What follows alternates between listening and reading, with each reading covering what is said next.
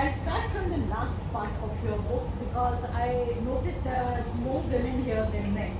And since we both are women, so let's get the matter of women out of the way first. When I was researching for my book, Born a Muslim, I realized that if you look at it in a very objective way, then it's safe to say that as a religion, Islam was very feminist in its outlook.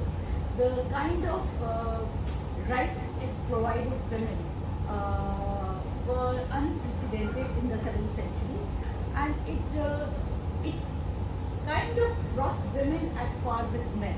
In fact, the Quranic verses where they address the followers, believers, they address both men and women in an equal manner. So despite all of this, why is it that we find so few women in position of influence within Islam, including within Sufism?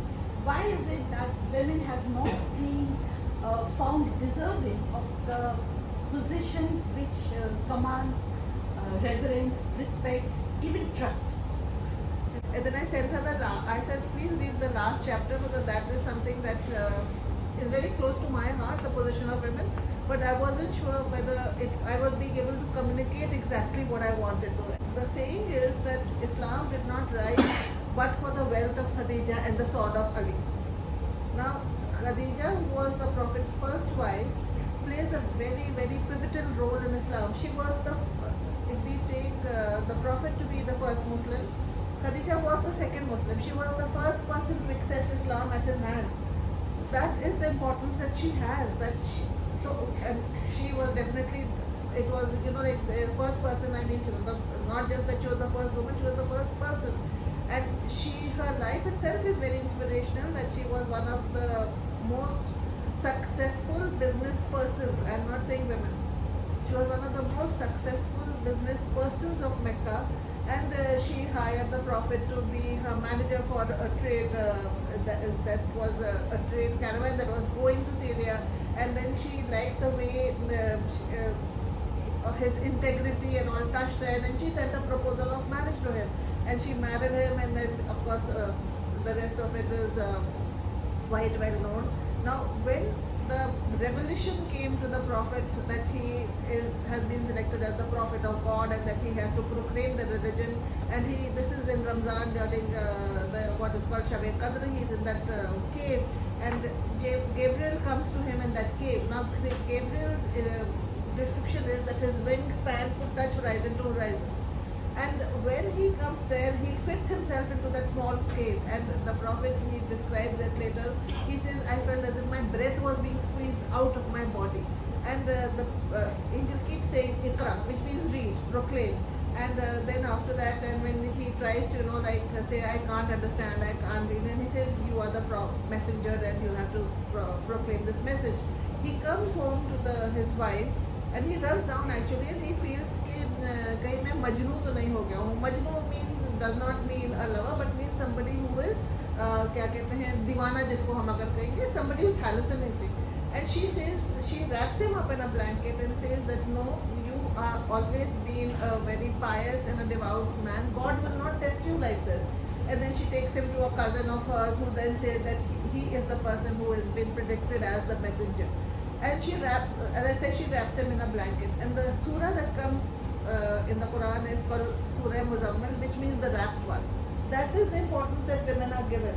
Now, apart from that, I discussed this in the chapter in that book, that except for one verse which actually deals with talaq, with the divorce, that no point of time in the Quran is anything which says that a woman or a man have any difference in status.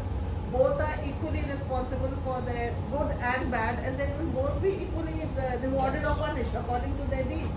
In fact, in the Quran, when the story of Adam and Eve is given, Eve is not singled out for saying that she has been the temptress. It is that both have sinned and both are going to be punished.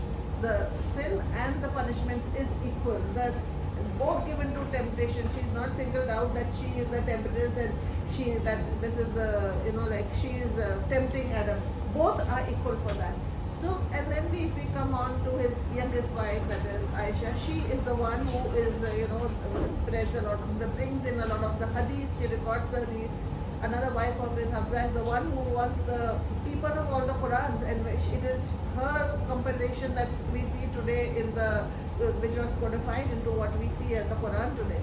Then we of course have examples of his daughter, of his granddaughter, and then many other Muslims. Now what happened was that, to answer your question, there is a difference, I keep saying that the difference between Islam and Muslims.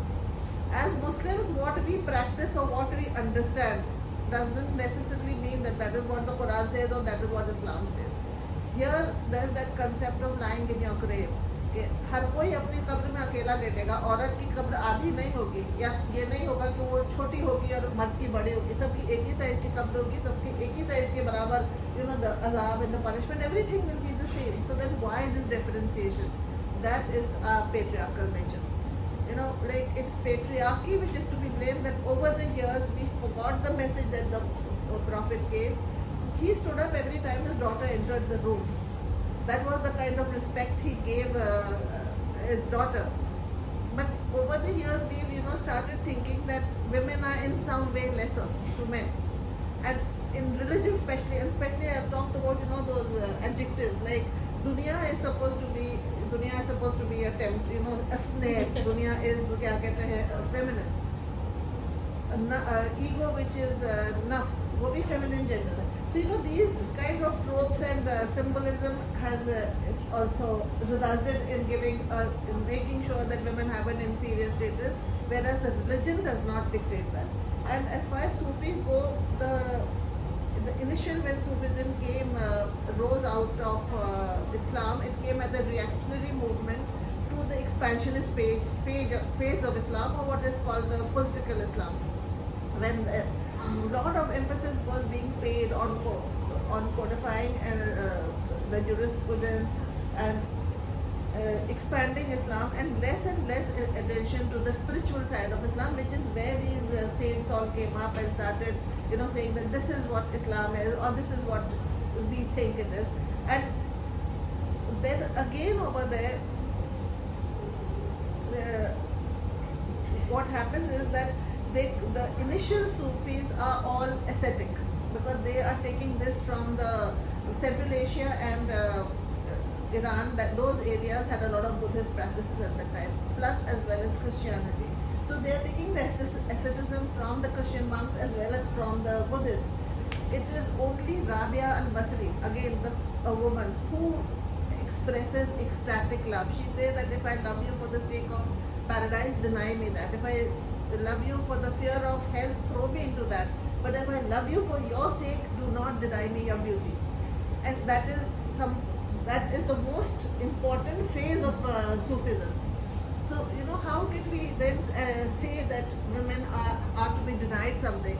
But then again, we live in a patriarchal world where you and I, we may be equals in everything that the men do, but if we go somewhere, we will not get the same thing that a man will get, the same status.